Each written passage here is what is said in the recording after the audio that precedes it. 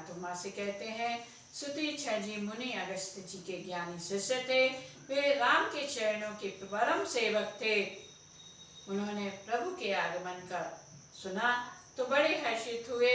उन्होंने सोचा कि प्रभु मुझ पर भी दया करेंगे। वे प्रभु के मिलने की खुशी में नाचने गाने लगे। उनके प्रेम को देखकर राम ने उन्हें हृदय से लगा लिया। मेरे प्रभु श्री राम जी ने उनके हृदय में दर्शन दिए। हृदय में प्रभु के दर्शन पाकर वे स्थिर होकर बैठ गए। वे ध्यान मग्न हो गए। श्री राम के जगाने पर भी नहीं जागते। मेरे प्रभु ने सुतीक्षण जी के हृदय में अपना विराट रूप दिखाया और तुरंत ही उसे छुपा लिया। अपने इष्ट के अंतर्ध्यान होते ही वे व्याकुल होकर उठ बैठे तो सामने ही लक्ष्मण जी सहित सीताराम को देखा। प्रेम में मग्न मुनि श्री राम जी के चरणों में लाठी की तरह गिर पड़े। श्री राम ने उन्हें अपने हृदय से लगा लिया। मुनि श्री राम को अपने आश्रम में ले आए एवं भाव से उनकी स्तुति करना प्रारंभ किया।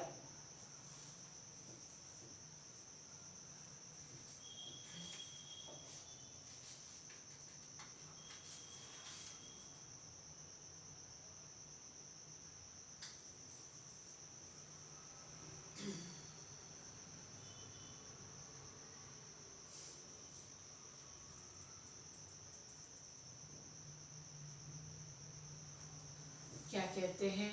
श्याम ताम रस दाम शरीरम जटा मुकुट परिधन मुनि चीरम पाड़ी चाप सर कटी तुड़ीरम नौमि निरंतर श्री रघुवीरम मोह विपिन घन दहन कृशानु संत सरोरुह कानन भानु निश्चर कर बरुथ मृग राजा त्रातु सदानो भवे खगबाजा अरुण नयन राजीव सुवेशम सीता नयन चकोर निशेषम हर हृदि मानस बाल मरालम नौमि राम उर बाहु विशालम संशय सर्प ग्रसन उर गादा समन सुकर कस तर्क विषादा भव भंजने रंजने सुरयूता त्रातु सदानु कृपा बरूता निर्गुण सगुण विषम समरूपम ज्ञान गिरा गोतीत मनुपम अमल मखिल मन वध मम पारम नौमि राम भंजन महिभारम। हे निर्गुण सगुण विषम और समरूप, हे ज्ञानवाणी और इंद्रियों से अतीत, हे अनुपम निर्मल संपूर्ण दोष रहित अनंत एवं पृथ्वी का भार उतारने वाले श्री राम जी, मैं आपको नमस्कार करता हूँ। और कहने लगे, जो भक्तों के लिए कल्प के वृक्ष हैं, क्रोध लोभ मद और काम को डराने वाले हैं, अत्यंत ही चतुर और संसार रूपी समुद्र से तरने के लिए सेतु रूप हैं, वे सूर्य कुल की ध्वजा श्री राम जी सदा मेरी रक्षा करें। इस प्रकार मुनि ने प्रभु की स्तुति की।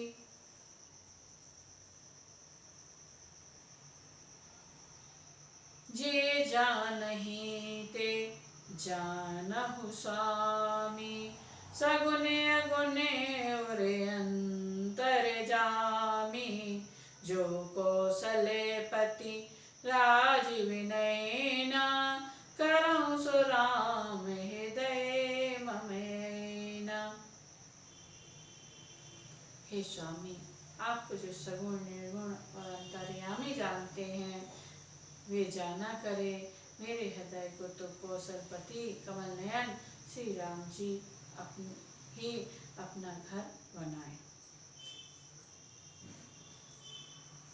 और हे प्रभु, ऐसा अभिमान कभी न भूल कर भी न छूटे कि मैं सेवक हूँ और श्री रामचंद्रनाथ जी मेरे स्वामी हैं।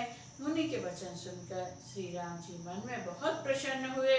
तब उन्होंने हर्षित होकर श्रेष्ठ मुनि को हृदय से लगा लिया और कहा, हे मुनि, मुझे परम प्रसन्न जानो। जो वर मांगो वही मैं तुम्हें दूंगा। मुनि सुतीक्षण जी कहने लगे, मैंने तो वर कभी मांगा ही नहीं। मुझे समझ ही नहीं पड़ता कि क्या झूठ है और क्या सत्य है, क्या मांगू।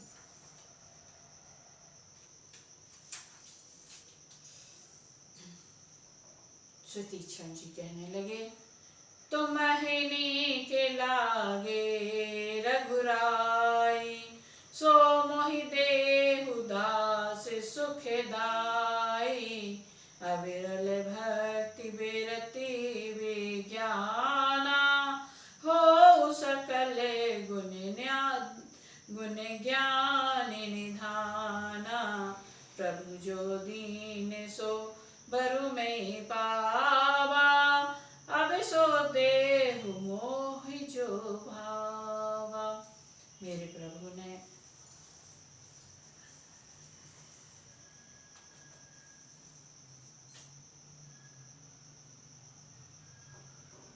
सुतीक्षण से कहा कि तुम्हें जो अच्छा लगे वो मांग लो। सुतीक्षण जी कहते हैं, मुझे मांगना नहीं आता है, आपको जो अच्छा लगे वह दीजिए।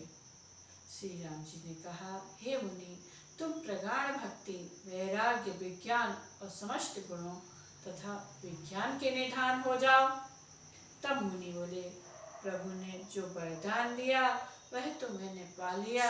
अब मुझे जो अच्छा लगता है वह दीजिए। देखिए, मुनि को ज्ञान नहीं था, तो जैसे ही ज्ञान आया और मुनि ने प्रभु से मांगना शुरू कर दिया। क्या? अनुज जानकी सहित प्रभु चाप बाण धर राम। मम हिय गगन इंदु इव वसऊं सदा नेह काम। मुनि कहते हैं, प्रभु आपने इतना सब कुछ दे दिया मुझे,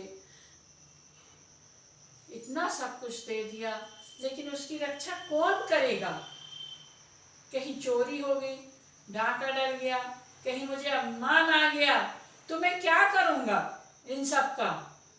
यदि आपने मुझे इतना वरदान दिया है तो हे प्रभु, हे मेरे राम जी, आप लक्ष्मण जी और जानकी सहित मेरे हृदय में धनुष बाण सहित विराजमान हुए और जो आपने मुझे वरदान दी है, इतना सारा खजाना दिया है, उसकी रक्षा कीजिए।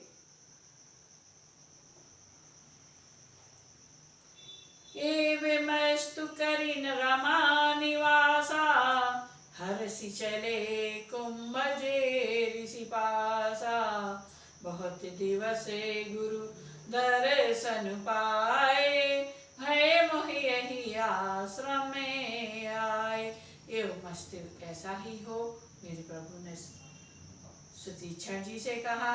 ऐसा उच्चारण कर लक्ष्मी निवास श्री राम जी हर्षित होकर अगस्त्य ऋषि के पास चले। तब सुतीक्षण जी बोले, गुरु अगस्त्य जी का दर्शन पाए और इस आश्रम में आए मुझे बहुत दिन हो गए हैं। अबे प्रभु संग जाऊ गुरु पाही। तुम कहे नाथ निहोरा नाहि।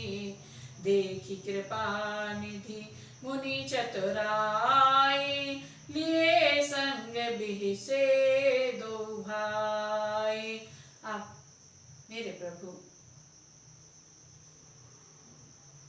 अगस्त के आश्रम जा रहे हैं। तो सुतीक्षण जी कहते हैं कि हे प्रभु, गुरु जी के दर्शन किए मुझे भी काफ़ी समय हो गया है, इसमें हे नाथ आप पर मेरा कोई एहसान नहीं है। मुनि की चतुरता देखकर भंडार से भरे हुए श्री राम जी ने उनको साथ ले लिया और दोनों भाई हंसने लगे। क्यों हंसने लगे? क्योंकि है जो सुतीक्षण जी हैं ना, अगस्त मुनि के शिष्य थे, बाल रूप से रहते थे।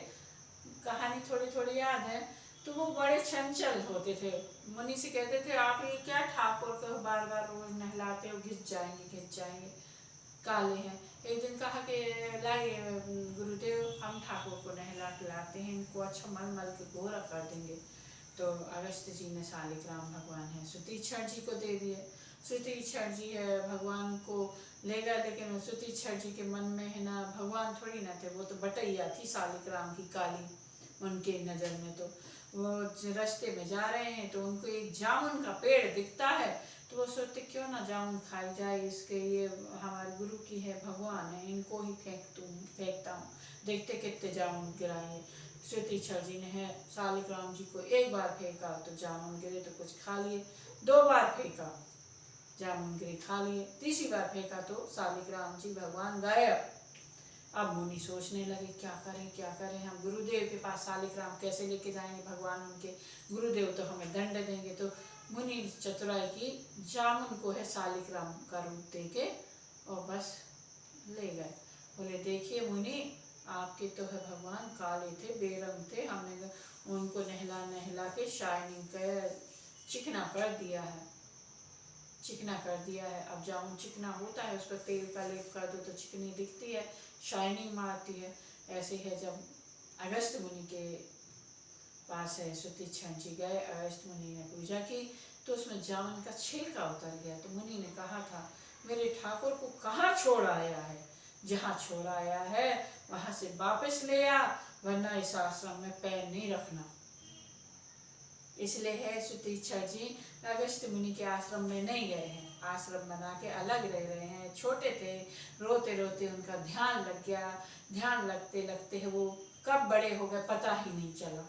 और जब मेरे प्रभु ने उनको दर्शन दिए तो वो कह रहे हैं कि प्रभु मुझे भी अपने गुरु के दर्शन किए बहुत टाइम हो गया है, इसमें आपका कोई एहसान नहीं है, क्योंकि आप है रास्ते में लोगों से पूछते जाओगे, आप भटक जाओगे, हमने मुनि का आश्रम देखा है, हम आपको सीधे ले जाएंगे। तो इस पर राम जी हंस रहे हैं कि मुनि की चतुरता तो देखो।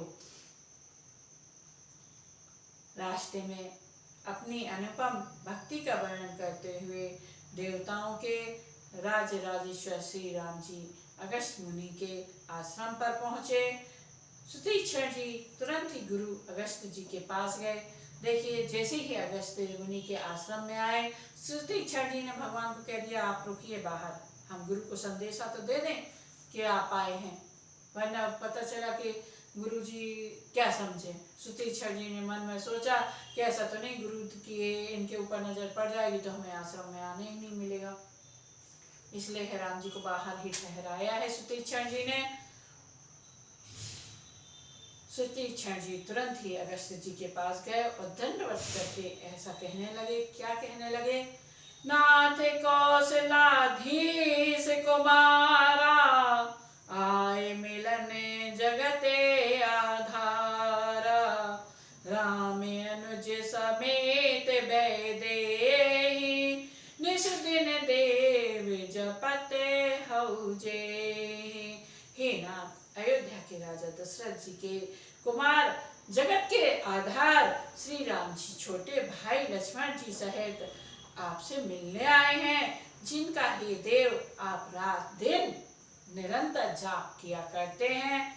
सुनते अगस्त्य तुरते उठि धाये, हरि बिलो किलोचने जल छाए, मुनि पद कमल परे दो भाई, ऋषि अति प्रीति लिए और लाई।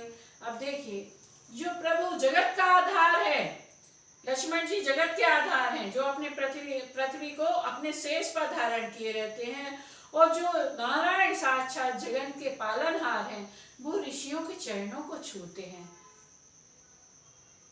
ऋषियों का अनादर नहीं करना चाहिए।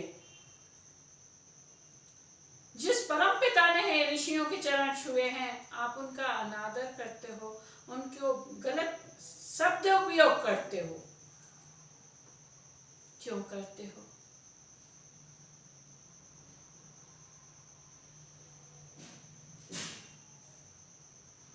जैसे ही अगस्त्य मुनि ने सुना कि प्रभु आए हैं, भगवान को देखते ही उनके नेत्रों में जल छाया आया और दोनों भाई मुनियों के चरणों पर गिर पड़े। ऋषि ने उठाकर बड़े प्रेम से उन्हें हृदय से लगा लिया। ज्ञानी मुनि ने आदर पूर्वक कुशल पूछकर उनको लाकर श्रेष्ठ आसन पर बिठाया। फिर बहुत प्रकार से पूजा करके, मेरे समान भाग्यवान आदि दूसरा कोई नहीं है। वहाँ जहाँ तक जितने भी अन्य मुनिगण थे, सभी आनंद कंद श्री राम जी के दर्शन करके हर्षित हो रहे हैं। मेरे प्रभु सभी मुनि बैठे हैं। मुनि समूह मह बैठे, सन्मुख सबकी ओर, शरदिंदु तन चित्तवत, मानहु निकर चकोर।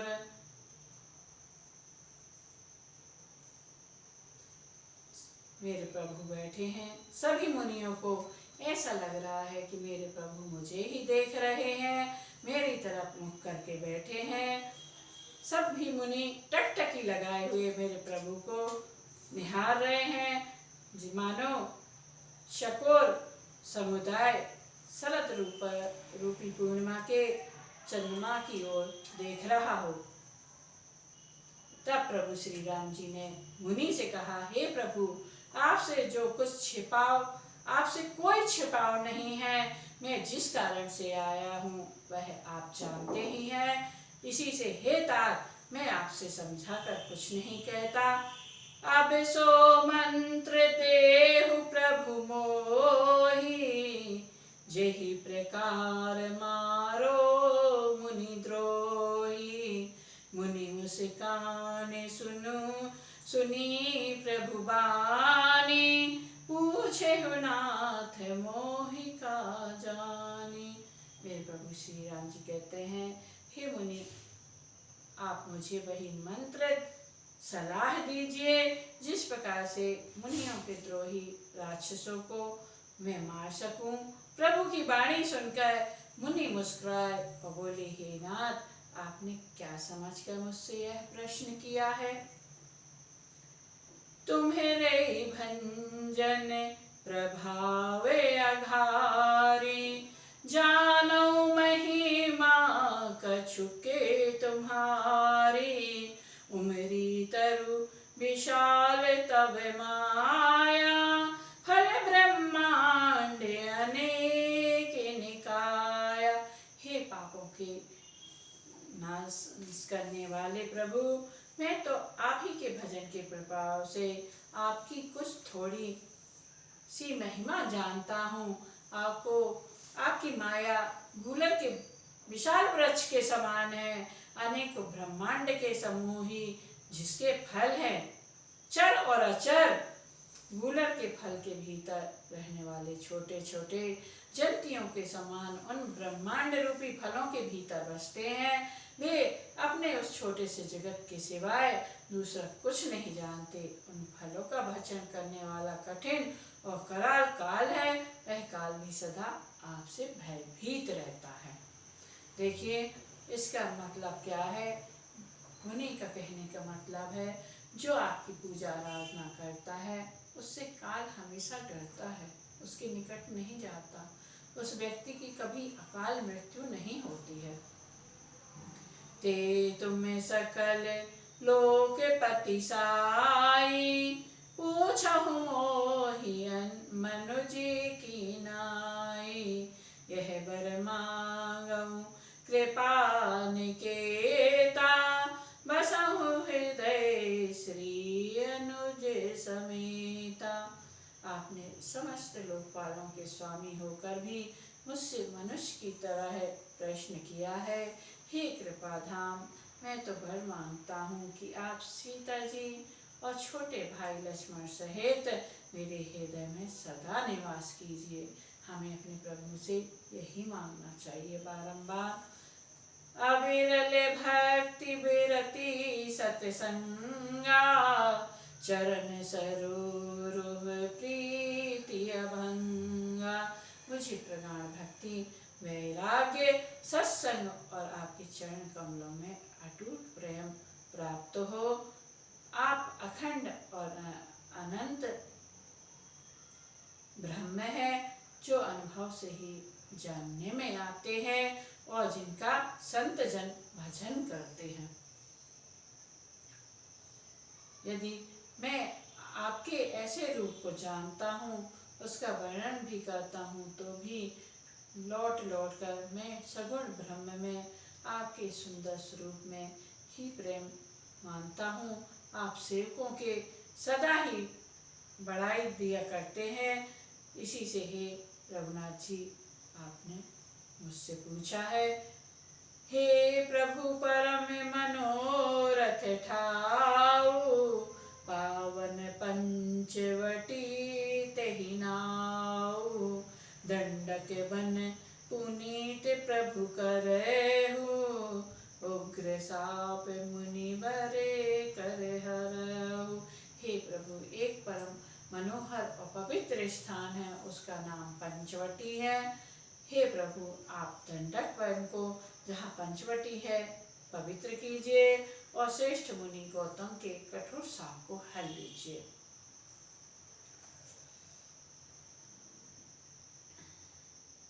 ये पंचवटी कौन है, कहाँ है, मुझे भी नहीं पता था। पंचवटी कहाँ है? पंचवटी नासिक में है।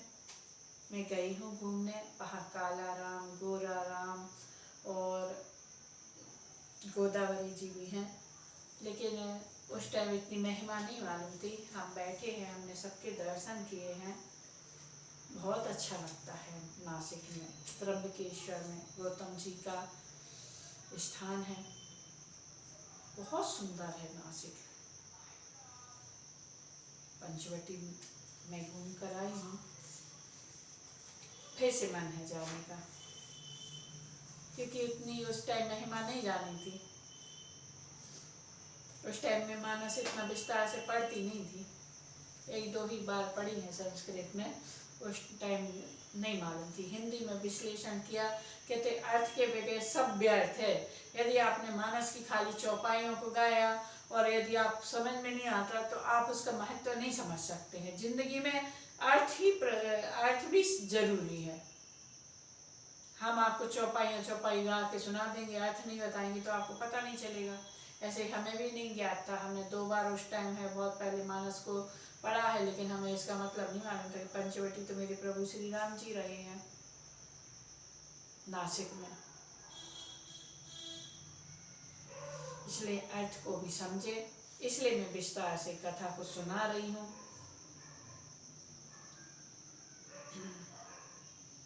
बास करहु तह रघुकुल राया, कीजे सकल मुनि ने परदाया।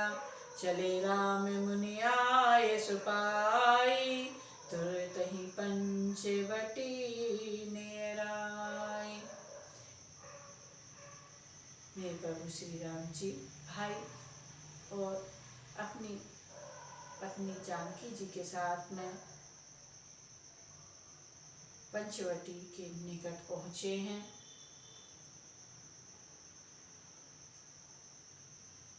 सभी मुनि पर दया करते हुए वहाँ गीधराज जटायु से भेंट हुई। उसके साथ बहुत प्रकार से प्रेम बढ़ाकर प्रभु श्री राम जी गोदावरी के समीप पर्णकुटी छाकर रहने लगे।